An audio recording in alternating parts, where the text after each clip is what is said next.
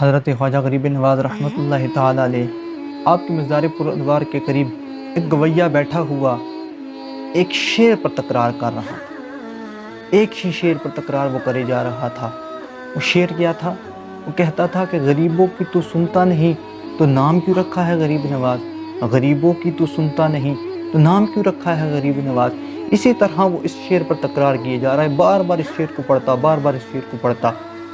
تو کچھ وقت گزرا، کچھ دیر گزری تو ایک اللہ کا نیک بندہ وہاں پر آیا، بڑا نورانی چہرہ تھا اس کا، اور اس نے اس کے ساتھ مصافحہ کیا اور اس کے ہاتھ میں کچھ دیا، چلا گیا۔ اب اس گویے نے اپنا وہ جو شعر تکرار کر رہا تھا اس کی تکرار کو بند کر دیا۔ اب وہ خاموش ہو گیا۔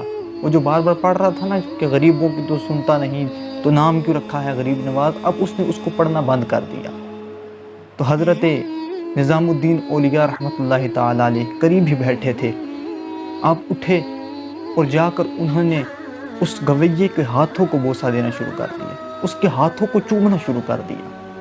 آپ رحمۃ اللہ تعالیٰ علیہ کے مرید بھی وہاں پر تشریف فرما تھے حلقے میں، تو انہوں نے کہا کہ اتنے بڑے ہم ولی ہو کر، اتنے بڑے ہی ہمارے حضرت ہو کر، اتنے مقبول اللہ کے ولی ہو کر ایک گویے کے ہاتھوں کو بوسہ دے رہے ہیں۔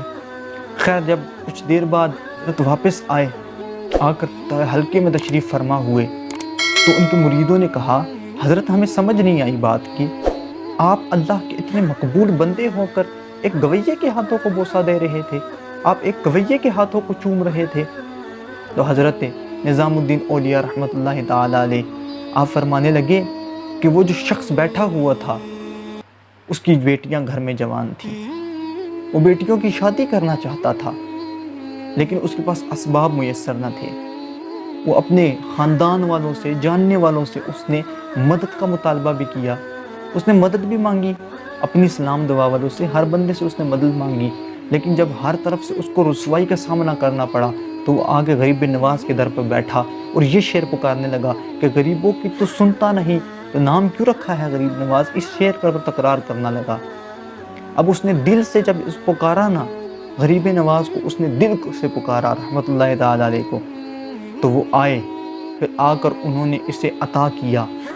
تو جب میں نے یہ چیز دیکھی تو میں فوراً اٹھا اور جا کر میرا دل کیا کہ میں کیوں نہ ان ہاتھوں کو چوموں کہ جن کے ہاتھوں کے ساتھ میرے غریب نواز رحمۃ اللہ تعالیٰ علیہ کا ہاتھ مس ہوا ہے، کہ میں اس لیے جا کے اس کے ہاتھوں کو چوم رہا تھا، میں نے بوسہ اس لیے دیا کہ اس کے ہاتھوں کے ساتھ حضرت خواجہ غریب نواز رحمۃ اللہ تعالیٰ علیہ آپ کے ہاتھ ٹچ ہوئے ہیں، آپ کے ہاتھ اس ہاتھ کے ساتھ مس ہوئے ہیں، میں نے اس لیے جا کے اس کے ہاتھوں کو بوسہ دیا۔ اللہ جل وعلا ہمیں بھی اولیاء کرام کی محبت عطا فرمائے، آمین بجاہ النبی الامین صلی اللہ تعالیٰ علیہ وآلہ وسلم۔